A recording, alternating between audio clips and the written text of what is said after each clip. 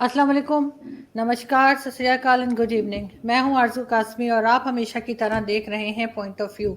जी, हमको आज इंडिया से जॉइन किया है मेजर मानिक एम जॉली साहब ने, जो कि आप देख ही रहे मेरे साथ फ्रेम में हैं। और सबसे पहले बहुत शुक्रिया sir, thank you so much कि आपने हमें जॉइन किया। नमस्ते जी। Thank you very much ma'am नमस्ते। बुलाने के लिए। एंड आज हम डिस्कस करेंगे सर के साथ, मेजर साहब के साथ, हम ज़रा अफ़गानिस्तान को थोड़ा कवर करने की कोशिश करेंगे कि जो वहाँ पे जिस तरह से पीस प्रोसेस चल रहा है उसमें पाकिस्तान का रोल वो कैसे देखते हैं। और अभी रिसेंटली इंडियन फॉरेन मिनिस्टर ने भी तालिबान के साथ बात की है, उनसे मुलाकात की है, तो उसको वो किस तरह से देखते हैं। बहुत शुक्रिया सर सबसे पहले कि आपने आज ज्वाइन किया। बहुत अच्छा लग रहा है आपको शो में देखकर। सर क्या समझते हैं आप, अफगानिस्तान जो है वो हमेशा से एक ऐसी कंट्री रहा है जिसपे पाकिस्तान को तो अक्सर ही हम ये कहते हैं एक तरफ तो कि जी हमारे बड़े दोस्त हैं, लेकिन अफगानिस्तान की तरफ से पाकिस्तान को अक्सर जो है वो कुछ ना कुछ उनको शिकायत रहती है, कुछ ना कुछ एलिगेशंस जो है वो चलती रहती हैं। अभी जो पीस प्रोसेस चल रहा है जिसमें आप जानते ही हैं कि अमेरिकन जो आर्मी है वो बाहर जाना चाह रही है, और अब वो उसमें से रास्ता ढूंढ रहे, एक तरह से जो कहा जा रहा है, जो उनको मिल नहीं रहा। उसके लिए उन्होंने पाकिस्तान को भी कहा है कि वो भी उनका साथ दें, और भारत भी कहीं ना कहीं, भारत की भी इन्वॉल्वमेंट नज़र आती है। क्या देख रहे हैं आपके, क्या होने जा रहा है और इसमें इंडिया पाकिस्तान का क्या रोल है? थैंक यू मैम, सबसे पहले अपने शो पे बुलाने के लिए बहुत बहुत धन्यवाद। Thank you. तो देखिए कि जो यूएस फोर्सेस अभी अफगानिस्तान छोड़ के जा रही हैं वो एक तरह से बड़ी कंसोलिडेटेड हार है उनकी। जिस मिशन के लिए आए थे वो उनसे पूरा नहीं हुआ। They came with the aim to say कि हम टेररिज्म, तालिबान, अलकायदा ख़त्म कर देंगे। Basically al Qaeda turn into ISIS और तालिबान अभी भी वही हैं। तो और जिस तरह से वो एकदम अपने बेसिस बिना हैंड ओवर करे, बिना इवन अफगान फोर्सेस से बातचीत करे जैसे निकल रहे हैं, it is not the right way to do also do it. As far as Pakistan is concern, वो जैसे बोलते हैं, एक सेइंग है कि you have wolf by the ear. अब आपने भेड़िए को पकड़ तो लिया है, बट अब वो ना छूट रहा है ना पकड़ा जा रहा है। And as we all know the history, आपका फर्स्ट इंटरेक्शन अफगानिस्तान के साथ मेजर तभी शुरू हुआ था जब यूएस ने against the Soviet in 79-80 when they started to move in. उस टाइम पे बहुत यूएस को पाकिस्तान की बहुत ज़्यादा क्रिटिकल ज़रूरत थी to create bases and to create channels through which they could send their forces and even arm Taliban and give them resources and all. उससे पाकिस्तान को बहुत बेनिफिट हुआ था। Just to give an example कि जो फंडिंग, आर्मामेंट, रिसोर्सेज उस time available हुए, to give an example, CIA ने सबसे पहले $5 मिलियन अप्रूव किए थे इस कोवर्ट ऑपरेशन के लिए। लेकिन टेक्सास की एक बड़ी वो सोशलाइट एलीट होती थी, जिनके जो कि चार्ली एक उनके वो थे, जो बॉयफ्रेंड थे, कांग्रेसमैन थे। He was on the committee of, तो Miss Joanne and Charlie were seeing each other. She took on upon herself कि मैं अफगान के लिए फंडिंग अरेंज करूंगी। How this congressman was on the, because this congressman was on the committee of foreign affairs and foreign intervention and all, he met General Zia on her insistence and he got so involved कि वो 5 million से 9 billion चली गई थी funding because of their effort. तो ये सारी funding का एक रूट है। एक जर्मन थिंक टैंक ने एक बहुत अच्छा एक फ्लो चार्ट बनाया था, कैसे ये फंडिंग सारे डोनर से सीआईए के पास आती थी और सीआईए से आईएसए के पास आती थी, और दूसरी तरफ से जो सऊदी फंडिंग थी वो आईएसआई के पास आती थी। And Saudis were matching dollar to dollar with American. तो ये सारी फंडिंग कितनी तालिबान के पास गई, कितनी आप यहाँ यूज हुई, इसका ऐसा कुछ रिकॉर्ड था नहीं कभी। और Afghanistan still continues to remain, still remains almost 180 somewhere, 190 countries on poverty index, और निहायत ही गरीब देश है। तो ऐसा कभी नहीं हुआ कि वो पैसा कभी उसके इंफ्रास्ट्रक्चर में लगाओ। तो जो पाकिस्तान का इसमें इन्वॉल्वमेंट रहा है वो that was purely for own benefit. पर जैसे जैसे ये टाइम बढ़ता गया, they got too much involve in Taliban. और जैसे कि आपकी Pashtun belt, it goes both ways towards the border, right, both ways towards the border जाने की वजह से उनका इनफ्लो इधर भी शुरू हुआ, और it became a problem which by 2000 you had to start managing yourself. तो जो आपका वॉर अगेंस्ट जो टीटीपी है, तहरीक तालिबान पाकिस्तान चल रहा है, वो इसी सारे का रिजल्ट है कि आपने ही ट्रेन करा उनको, आपने उनको रिसोर्सेज दिए, and they turn back because they finally started fighting with Pakistan only because when in 2000 Pakistan joined US then and started action against them, उस टाइम पे तालिबान turned against you. और 90s में पाकिस्तान के पास कोई रीजन था नहीं तालिबान को इतना मेजरली इंगेज करने का actually. It is just that the Kashmir problem had recently started. So Pakistan agencies, Pakistan army, everybody thought it will be a good idea to use this resource here also. और साथ ही साथ 90s में जब 90 में जब Soviet union breakout होके जब 90s में नए कंट्रीज बन रहे थे, तो जो सेंट्रल एशियन रिपब्लिक्स हैं, तजिकिस्तान, तुर्कमेनिस्तान, उज़्बेकिस्तान, कजाकिस्तान, इनमें एक दो साल बाद एक नए सर्वे से पता लगा, बहुत ही जो कैस्पियन सी बेसिन बोलते हैं जिसको, बहुत major oil and gas resources थे. Pakistan wanted to become a super state. Pakistan का इरादा था कि पाकिस्तान अरेबियन सी से लेकर राइट ऊपर उज़्बेकिस्तान के टॉप तक I should have control, and they started connecting with them very heavily. Actually Pakistan was the first country जिसने इन सभी देशों में अपनी एम्बेसीज खोली. $10 मिलियन की लाइन ऑफ क्रेडिट दिया था इनको, 2 या 3 देशों को. और फिर वो तुर्कमान पाइपलाइन जो बनी थी, एक रोड एक्सेस बन रहा था इस्लामाबाद से ताशकंद तक. तो ये काफ़ी प्रोजेक्ट्स एनविसाज हुए थे, जेवीज ऑन कम्युनिकेशन, सैटेलाइट, बहुत बातें हुई थी. लेकिन again Pakistan could not play this all so well. It was all in their hand. Pakistan had, all these countries had all the reason to ally with Pakistan. आप सुन्नी नेशन हैं, आप इस्लामिक नेशन हैं, आप जोग्राफिकली कनेक्ट करते हैं. आप उनकी सबसे बड़ी प्रॉब्लम कि वो लैंडलॉक कंट्री हैं, आप उनको समुंदर का एक्सेस दे रहे हैं जहाँ से वो अपना ऑयल एंड गैस आगे बेच सके. तो सब कुछ ठीक था.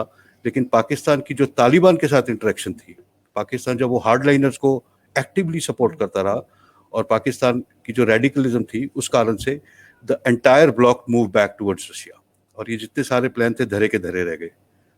उसके बाद एक बड़ा फेमस पेशावर अकॉर्ड हुआ था जिसमें आपके लोगों ने हिकमत यार को बड़ी एक्टिवली सपोर्ट करना शुरू कर दिया था. दो he was the guy who was exceptionally brutal towards in the battle of Kabul and all. Rocket attacks के लिए बड़े फेमस थे वो. उसमें जब आप इतने इंगेज होते गए, then there was no way to pull out, क्योंकि इतने में 20-30, आज भी आई थिंक पाकिस्तान में 30 लाख के आसपास तालिबान मेंबर्स रहते, अफगानीज रहते हैं, जिसमें से जितने बॉर्डर एरियाज में फाटा, वजीरिस्तान, उधर जितने होंगे वो सभी या तो सपोर्टर होंगे या उनमें मेंबर्स भी होंगे. तो it is a engagement you cannot pull out of now. और अब जब यूएस यहाँ से चला जाएगा, राइट, और तो जैसे ही 2001 में वो आया था, यूएस आस्ट पाकिस्तान कि आप हमारे साइड आइए, अब हमारी तरफ से लड़िए. तो आज तक जो ओमर मुल्ला के साथ मिलके तालिबान को सपोर्ट किया, बनाया, एकदम पाकिस्तान को यू टर्न लेना पड़ा अपनी फॉरेन पॉलिसी पे, and they had to start fighting them because they can not say no to US. क्योंकि उस टाइम एक वही थे जो आपको फाइनेंशियली उन्होंने इतना डिपेंडेंट कर दिया था, उन्होंने और सऊदी ने, कि you forgot to grow your economy. अब तो हाँ जी. नहीं सर, मैं बस ये कहना चाह रही थी कि बिल्कुल आप जो बता रहे हैं, उस वक्त बहुत ज्यादा रेफ्यूजीज जो हैं वो पाकिस्तान में आए थे ज़ियाउल के टाइम पे. और वो आप मैं इस्लामाबाद में हूँ, और यहाँ पर जो मार्केट्स वगैरह जो हुए हैं यहाँ पर इस्लामाबाद में, अगर वहाँ पे कभी आप जाएं तो आपको ज़्यादातर जो शॉप्स मिलेंगी, मोस्ट ऑफ द जो है वो अफगानीज की हैं. लेकिन आप समझते हैं कि आप इतने साल के बाद दोबारा क्या उस तरह की किसी सिचुएशन में पाकिस्तान जा सकता है, अफोर्ड कर सकता है इस तरह से, अगर उन्होंने फिर वही सिचुएशन होगी और कहा कि जी रेफ्यूजीज को जो है वो पाकिस्तान रखे, और इस तरह की बात अगर अमेरिका ने की या किसी तरफ से भी होती है, तो आपको लगता है पाकिस्तान अब दोबारा उस पोजीशन में आ सकेगा, या वो जो पहले किया था ज़ियाउल के टाइम पे वो कोई गलती थी या वो ठीक था उस वक्त का एक्शन? नहीं, देखिए 10-20 साल बाद किसी भी हिस्टोरिकल डिसीजन को जज करना बहुत आसान होता है, क्योंकि आपके पास उसका रिजल्ट आ चुका होता है. उस टाइम पे जनरल जिया के लिए ये बहुत ठीक डिसीजन था. आपकी इकोनॉमी का बहुत बुरा हाल था. आप वैसे ही एनालिस्ट को दिख रहा था कि ये तालिबान इनफ्लो अगर होता रहेगा इधर, हम किसी ना किसी तरह अफेक्ट होंगे. पश्तून प्रॉब्लम सालों से चल रही है, सो एंड मोर सो एक तरह का भय था कोल्ड वॉर के टाइम, एक डर था कि अगर सोवियत यूनियन ने अफगानिस्तान ले लिया, अगला नंबर पाकिस्तान का है और शायद अगला नंबर ईरान, और वो मिडल ईस्ट के तेल की तरफ पहुंच जाएगा। ये इस तरह का एक एनवायरनमेंट बना हुआ था जिसके कारण पाकिस्तान गॉट कन्विंस्ड कि we should take part in this. And सबसे बड़ी बात, Pakistan had a lot to gain. आपके जनरल्स वगैरह ने काफी बेनिफिट भी लिए हैं। तो लीविंग दैट असाइड, जब अब अगर वो दोबारा सिचुएशन आने के पूरे चांस होंगे कि आपका अराउंड 2600 किलोमीटर का बॉर्डर है अफगानिस्तान के साथ, उसमें से अभी पिछले हफ्ते आप बोल रहे थे कि अराउंड 90-95% आपने फेंसिंग कर दी है, but there are some patches which can never be fenced, which can never be, जो कभी भी ऑब्जर्व या फायर से मॉनिटर नहीं करे जा सकते, क्योंकि ये हिली एरिया, क्लिफ साइड्स की इनका फीचर है। तो अब जब अमेरिका जाएगा तो वो सारा जो एक्टिव एरिया है जो टीटीपी का है, और टीटीपी से आपकी एंगेजमेंट अराउंड जब टीटीपी था भी नहीं, 2002 में शुरू हुई थी, जब पहली बार आपकी आर्मी उस वैली में गई और उन्होंने अमेरिका से बहुत मदद ली ड्रोन अटैक्स में। इसमें तो बड़ी फेमस एक वो चेंगाई, ऐसे प्रोनाउंस करते हैं चेंगाई, ड्रोन अटैक था जिसमें 82 लोग मर गए थे मदरसे में। That became the turning point. जो सारे लोकल वॉरलॉर्ड्स थे उन्होंने मिलके टीटीपी बनाया और they started fighting Pakistan. The problem with its की आपकी आर्मी की और पॉलिटिक्स की अलाइनमेंट बहुत खराब है। आप मतलब एज अ फौजी I can feel for every soldier, चाहे वो किसी भी देश का हो, आपके भी हो, जो टेररिस्ट से लड़ रहे हैं, शहीद होते हैं। आसान नहीं होता है CICT एनवायरनमेंट में लड़ना, और वो ये लड़ रहे हैं और आपके प्रधानमंत्री ओसामा बिन लादेन को शहीद बता देते हैं और आपके फॉरेन मिनिस्टर उनको डिफेंड करने लग जाते हैं। तो एक फौजी के लिए बहुत ही दुख की बात होती है कि मैं अपना घर बार छोड़ के अपनी जान देने को तैयार हो रहा हूँ और ये मेरा गवर्नमेंट का सपोर्ट है, क्योंकि आप उन्हीं को बढ़ा चढ़ा ले रहे हैं जिनके अगेंस्ट वो लड़ रहे हैं। सो अब जब US यहाँ से जाएगा, तालिबान ने ऑलमोस्ट 401 डिस्ट्रिक्ट हैं अफगानिस्तान के, जिसमें से ऑलमोस्ट 1/4 उन्होंने ले लिए हैं already. It is matter of time, और उन्होंने वो डिस्ट्रिक्ट भी ले लिए हैं, वो एरियाज ले लिए हैं जो उन्होंने तब भी नहीं ले पाए थे जब वो पूरी पावर में थे। तो इस time they are coming very strong. तो 99.99% वो गवर्नमेंट बनाएंगे। नदर्न अलायंस पुरानी जिसको बोलते थे या डेमोक्रेटिकली गवर्नमेंट नहीं होल्ड कर पाएगी, और फिर से ये वॉर फैक्शंस आपस में तालिबान स्टाइल लड़ाई शुरू हो जाएगी, और उसका आपका रेफ्यूजीज फिर से इधर ही आएंगे। या उनकी जो आर्मी है वो तजिकिस्तान भाग गई है नॉर्दर्न से अफगानिस्तान की, लेकिन रेफ्यूजीज पाकिस्तान ही आएंगे। तो सर यहाँ पे जो कहा जाता है, जो मुझे आज तक समझ नहीं आई, good Taliban and bad Taliban, आप समझते हैं कि इस तरह का कोई है रेफरेंस के गुड तालिबान और बैड तालिबान ये दो अलग अलग है या ये एक ही है बस? नहीं, it is a very relative thing. सारी दुनिया के लिए तालिबान इज अ टेररिस्ट और टेररिस्ट सपोर्टिंग फैक्शन, राइट, कि उन्होंने अलकायदा को सपोर्ट करा, अलकायदा से फिर आईसिस बन गया, तो एक तरह से दुनिया उसको एक तरह से देखती है। वेयरएज जो अब इसके दो वर्जन, एक अफगानिस्तान में बहुत लोग अब सर्वेज रिपोर्ट्स जो जर्नलिस्ट कवर कर रहे थे कि lot of people are very happy with Taliban rule, उनके लिए वो गुड तालिबान है, और उसी एक्सटेंशन से थोड़ा गुड तालिबान पाकिस्तान के लिए वो बन जाता है, because they try bring in some kind of a stability. वो जो 30 साल से अफगानियों के ऊपर बम गिर रहे हैं, रोज रॉकेट गिर रहे हैं, तो तालिबान आके एक तरह का कंट्रोल कर देता है, जहाँ कोई चोरी चकारी नहीं होती, ये होता है। तो Pakistan tries to say they are good Taliban, but the TTP, the faction of Taliban which is fighting armed forces of Pakistan, they are supposed to be the bad Taliban, whereas they are more or less the same people. उनमें से कुछ आपकी army से यहाँ भिड़ गए और कुछ वहाँ पे अमेरिकन से लड़ रहे थे, फर्क सिर्फ इतना ही है। Otherwise Afghanistan is a country जो I think British, Soviet, US इतनों को देखने के बाद भी पाकिस्तान को समझ नहीं आया कि यहाँ टांग नहीं अड़ानी चाहिए थी, so it is some country you do not mess with, to be honest. तो सर व्हाट अबाउट इंडिया? जैसे अभी इंडियन फॉरेन मिनिस्टर भी बात कर रहे हैं तालिबान के साथ, और दूसरी कई कंट्रीज भी हैं, बट इंडिया भी अब उनके साथ जो है वो कुछ ना कुछ कनेक्शन उसमें नजर आ रहा है। तो इसको आप किस तरह देखते हैं? मैम ये तो देखिए, नंबर एक तो सबसे ज़्यादा मैसिव इंटरवेंशन अभी वहाँ काफ़ी चाइना का भी रहेगा क्यों पाकिस्तान की वजह से।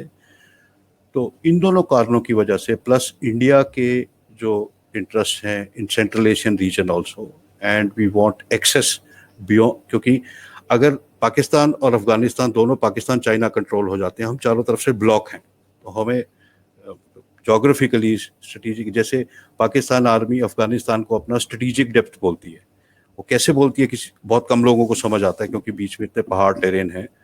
But anyway India needs to engage Afghanistan, और एक स्टेज आती है जब आप इस इररिस्पेक्टिव कि वहाँ कौन रूल कर रहा है, वो आपके पहले दोस्त थे या नहीं, आपको उनको इंगेज करना ही पड़ेगा because you want your presence there. तो ट्रेडिशनली इंडिया नदर्न अलायंस का दोस्त रहा है, हमने तालिबान को कभी इंगेज नहीं किया, पर इस टाइम इंगेज करना बहुत ही इंटेलिजेंट और मैच्योर डिप्लोमेसी है, क्योंकि इसके दो ही रास्ते होंगे। एक, हम उनके ऐसे दोस्त बन के रहें कि तालिबान को बोल रहे हैं ठीक है आपको जैसा अच्छा लगता है हम आपके साथ वैसा रहेंगे, और इंडिया आज तक 17-18 बिलियन डॉलर वहाँ इन्वेस्ट कर चुका है चुप से, हम मतलब इंडिया को ऐसे कोई शोर नहीं बताता है। सेकेंडली, हम ओवर द टाइम तालिबान को इंगेज करना शुरू करें और अपने इंटरेस्ट को वहाँ प्रेफरेंस देते हुए कुछ एक्शंस लिए जाएं, तो वो एक ही तरह हो पाएगा कि हम उनको सपोर्ट ज़्यादा दें और एक्सपेक्टेशन कम रखें। तो it is a good step from India side actually.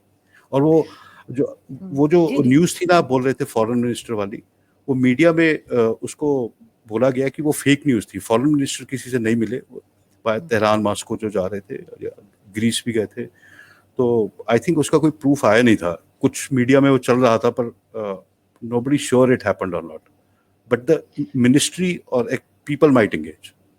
Okay fine. लेकिन सर हमारे फॉरेन मिनिस्टर का स्टेटमेंट आया था ज़रूर, और उन्होंने ये कहा कि अगर तालिबान की गवर्नमेंट बनी अफगानिस्तान में तो पाकिस्तान को अपने बॉर्डर बंद कर देने चाहिए। Do you agree with that? कि आपको लगता है कि ऐसा हो जाना चाहिए? नहीं, उनका अपना पर्सपेक्टिव होगा, नहीं, बंद कोई कर देना। बेनिफिट है ऐसे, ऐसा आपको लगता है कि उससे वो बेहतर होगा अगर बॉर्डर को बंद कर दिया जाए तालिबान आपके की लिए बेहतर गवर्नमेंट होगा, आने पे? हम्म। आपके लिए ऑफ कोर्स बेहतर होगा, क्योंकि जिस तरह का तो आपका बॉर्डर काफी पोरस है, सालों पहले तो आपके वीजा वगैरह भी नहीं होते थे जाने आने के, तो आपका बॉर्डर काफी पोरस है। तो जो यहाँ पे टीटीपी से मेन आपकी प्रॉब्लम चल रही है, और सबको पता है कि आने वाले टाइम में वायलेंस सिर्फ बढ़ेगी। अब ये बहुत, अब जो जिस किस्म की लोकल वायलेंस वहाँ शुरू होगी वो अलग लेवल होगा, तो पाकिस्तान नहीं चाहता कि उसका कुछ भी स्पिल ओवर इनटू पाकिस्तान आए, और वहाँ से जो भी कोई भाग के आ रहा है, बच के आ रहा है, नेचुरली वो वही भाग के आएगा जो वहाँ के तालिबान से भाग रहा है, राइट, और वो यहाँ पे टीटीपी ज्वाइन कर लेगा, रेफ्यूजी बन जाएगा, तो आप पे security as well as infrastructurally economy का बहुत ज़्यादा प्रेशर आने के चांसेस हैं, इसीलिए वो बंद कर रहे हैं बॉर्डर। और नेचुरली पाकिस्तान को पता ही था कि अब अमेरिका जाने वाला है, इसलिए उन्होंने ये फेंसिंग शुरू करवा दी थी। तो लेकिन सर जिस तरह से अमेरिका ने कहा, अभी तो खैर हमारे यहाँ भी दो तरह की स्टेटमेंट्स चलती हैं, कभी कहते हैं कि अमेरिका ने बेसिस मांगी है मिलिट्री बेसिस, कभी कहते हैं नहीं मांगी। लेकिन अगर पाकिस्तान दोबारा से देता है तो पहले तो ये कहा गया था जी हम अपनी ज़मीन इस्तेमाल नहीं करने देंगे, किसी और की जंग में नहीं पड़ेंगे, इस तरह की बहुत सारी स्टेटमेंट्स आई हमारी गवर्नमेंट की तरफ से। लेकिन आप समझते हैं कि अमेरिका जैसी सुपर पावर से हम किसी किस्म का ऐसी बात कर सकते हैं, या कोई ना कोई प्रेशर आएगा अगर तो पाकिस्तान को देना पड़ेगा, यहाँ पे मिलिट्री बेसिस देनी पड़ेंगी और फौजी अड्डे जैसे पहले बने थे वो बनेंगे? लेकिन अमेरिका ने हमेशा अपनी जंग जो है वो किसी दूसरे देश से ही जाके लड़ी, अपने मुल्क से कभी देखा नहीं लड़ते हुए। तो सिर्फ इसलिए कि अमेरिका एक बड़ी कंट्री है, वो हमें डॉलर देगा, वो हमें मतलब प्रेशराइज कर सकता है, तो ये चीज़ से आप समझते हैं कि कोई ऐसा रास्ता है जिससे पाकिस्तान इस प्रॉब्लम से बच सके? देखिए मैम, अमेरिका को बेसिस तो आपके यहाँ चाहिए ही चाहिए, विदाउट अ डाउट। सिचुएशन मतलब पहला बेस लाइन ये है इस सिचुएशन का, क्योंकि जिसको बोलते हैं लिसनिंग पोस्ट मॉनिटर करने के लिए, थोड़ा ड्रोन सर्वेलेंस के लिए, उसके लिए बेसिस चाहिए ही चाहिए, क्योंकि इस रीजन में उनके पास और कोई नहीं है। अफगानिस्तान से वो एग्जिट कर गए, वापस जा नहीं सकते, उनको ईरान में बेस नहीं मिलेगा, उनको पाकिस्तान में ही बेस मिल सकता है, इंडिया में नहीं मिलेगा। तो लेकिन हाउ दे बाईपास दिस, क्या वो सऊदी में बना लें, या वो that is a secondary situation, but Pakistan पहले कभी ना नहीं बोल सकता था, अब बोल सकता है, क्योंकि अब आपके पास चाइना है। तो जो आपकी वो डॉलर की गरज थी वो थोड़ी चेंज हो गई। मतलब now you have China to take care of you. आपकी जो लोन्स है, इंफ्रास्ट्रक्चर इन्वेस्टमेंट है, आपकी जो किसी भी तरह की पेमेंट्स आपके फॉरेन ड्यूज के, आईएमएफ के, ऑल दैट, उसके लिए आपके पास चाइना है, जिसने जो काफ़ी मेजरली इन्वेस्ट कर रहे हैं। उन्होंने ग्वादर को तो ऑलमोस्ट चाइनीज सिटी बना दिया जैसे, राइट। तो उस तरह से yes, Pakistan has that capability now to say no to US, that we will not allow you. And the second thing is, एक डायरेक्टिव है तालिबान की तरफ से पाकिस्तान को कि ये बेस अगर तुमने बनवा दिए फिर तुमसे हम सुलटेंगे। सो आप इस सिचुएशन में जहाँ पे दोनों तरफ से ही आपको नुकसान हो रहा है, तो आप क्या करें। और सेकेंडली, आई डोंट थिंक ये जो भी डिस्कशन हो रहा होगा, आपके मिनिस्टर्स पूरी तरह अवेयर होंगे, क्योंकि उनके यूएस के डिफेंस सेक्रेटरी भी आए थे, मिस्टर लॉयड। वो चीफ से मिले, और ये ना वो डिफेंस मिनिस्टर से मिले, ना पीएम से मिले, ना एफएम से मिले, वो चले गए वापस। तो जो the real power broker who is the chief and mister Bajwa and his team, they are dealing with it. तो जिस दिन उनकी स्टेटमेंट आएगी कि बेस बनेगा नहीं, उनको मानना पड़ेगा। और जिस दिन पेंटागन से कॉल आएगा या लैंग्वेज से या सीआई से कॉल आएगा कि हमें बेस चाहिए, तो ये जो back and diplomacy, backdoor diplomacy बोलते हैं, उस पर ऑलरेडी डिसाइड हो चुका होगा कि बनने या नहीं।